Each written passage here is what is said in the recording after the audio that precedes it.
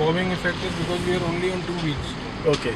So this wheel and that wheel is in the air right now. So we only have traction on two wheels, and this is how we are going to go ahead also.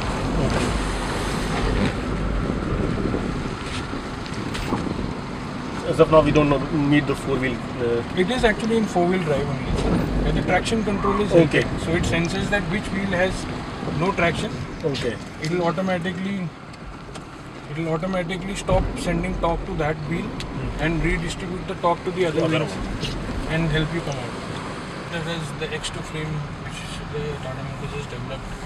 And also the whole frame you're talking about is for the vehicle or the seat, basically the whole thing.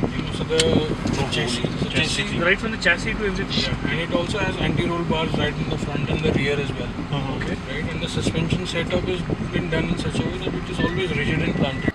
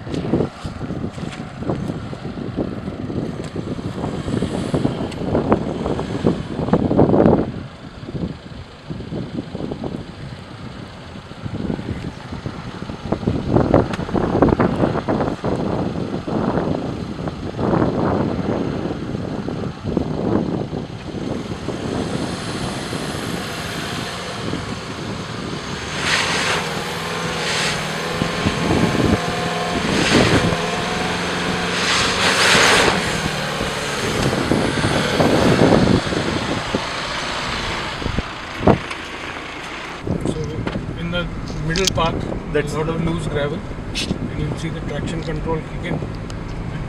It helps you go up.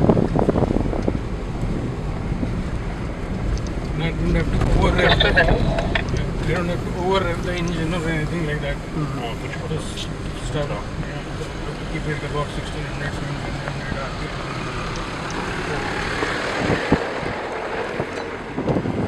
Slush and stuff like that.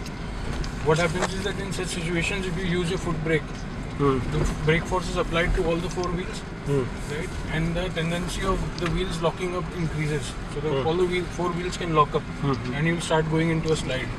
And when you're in a slide, then it's very difficult to steer yourself. But in hill descent control, it does individual braking on individual wheels. Automatically. And it also senses which has the maximum traction. It will only brake that particular wheel. And how it does that is that it will not brake and hold it. It will just brake it and leave it. And it could be braking at one time and either on one wheel, two wheels, three wheels or four wheels. All are individual. All are individual braking happening. So that you are always in control. I'm going to drive over a set of elephant footprints. Okay. And we're going to do it a little faster so that then you will know how the suspension has been set up of the vehicle. I can use the camera. Yeah. Just be careful.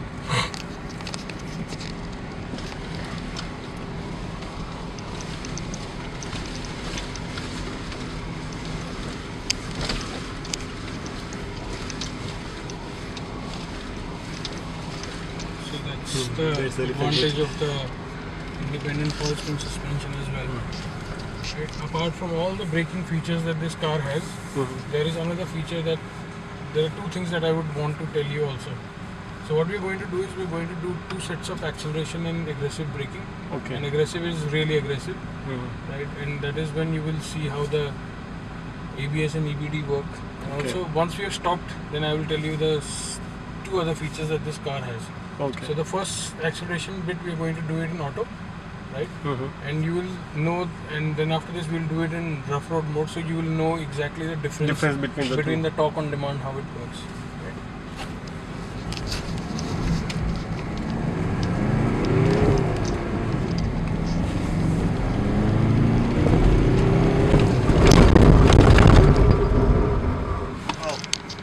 Unbelievable. Right. So this vehicle also comes, apart from the ABS and EBD, this vehicle also comes with a feature known as EBP, which is electronic brake pre-fill. So your ABS and EBD are dependent on how aggressively you brake the vehicle. brake or put pressure on your on the brake pedal. The EBP is how aggressively you leave your throttle. So if you leave your throttle aggressively, the vehicle senses that you're in a sense of panic situation, and it pre-fills your brake lines, thus helping you to brake even more aggressively, What was the immediately. level of acceleration that you were in when you braked? I didn't check. Idea? Must be about 75, 80 My or God. something. Wow. It didn't feel like that, no? So now you will see how aggressively the torque on demand works. Right?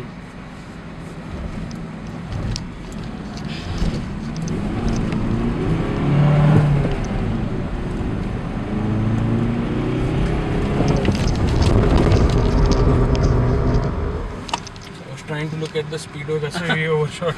So we're about 75. My God. Unbelievable.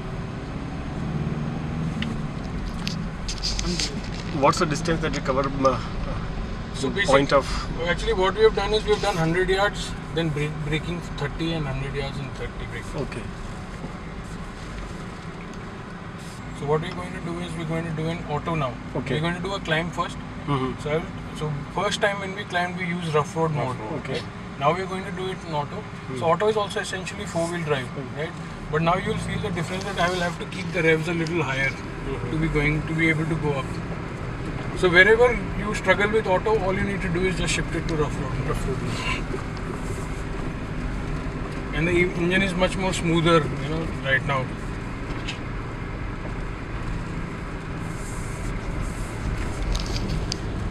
Right, so I'm going to shift it to rough road now. The moment it engages, you will feel a sudden surge because the torque on demand immediately comes into play.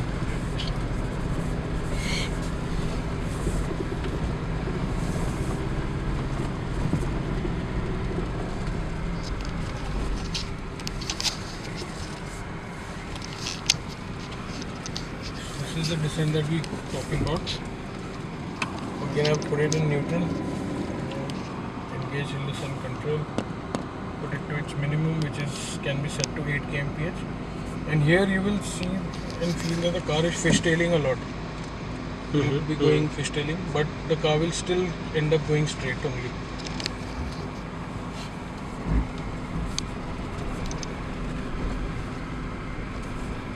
And still, we are not using any brakes. No, not really. Both my feet are on the floor. So you see that the car is But it's going straight. straight, it will go straight.